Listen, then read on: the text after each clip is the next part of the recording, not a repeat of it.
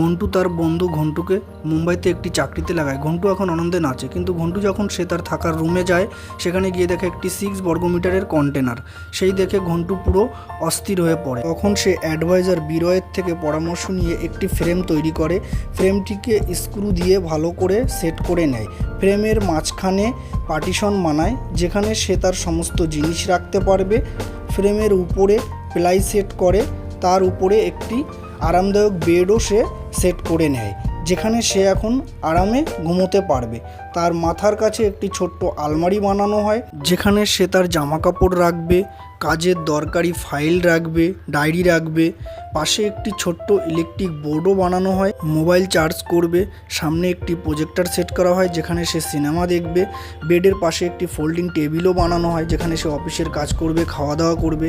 আলাদা করে পার্টিশন বানিয়ে ছোট্ট একটি কিচেনের সেট আপও করা হয়।